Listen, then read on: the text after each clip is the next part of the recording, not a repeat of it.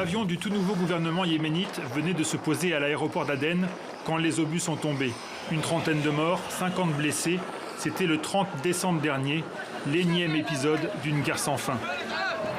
Été 2014, après 10 ans de conflit larvé avec le pouvoir central, des rebelles chiites, les Houthis, attaquent et s'emparent de la capitale Sanaa.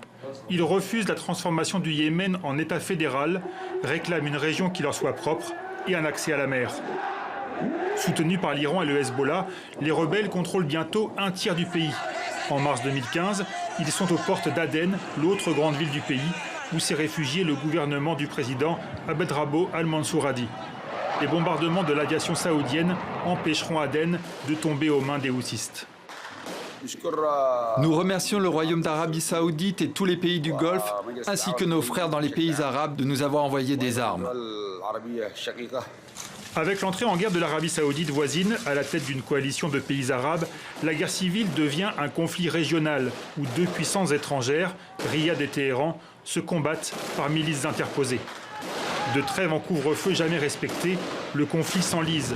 Il a même muté. Chaque camp est déchiré par ses propres guerres intestines. Les alliés d'hier peuvent être les ennemis de demain.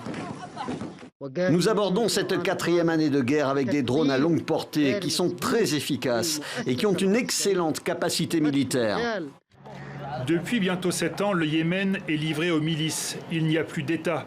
Un vide dans lequel s'est engouffrée l'organisation Al-Qaïda pour étendre son influence. Et au milieu, les civils. Manque d'eau, malnutrition, choléra, Covid-19, rien n'est épargné au peuple yéménite. Le blocus du pays par les puissances arabes a fait des dizaines de milliers de morts et affamé des millions de personnes. Une guerre stupide, disait en 2018 le secrétaire général des Nations Unies, une guerre où personne ne gagne et où personne jusqu'à présent n'a montré son intention de déposer les armes.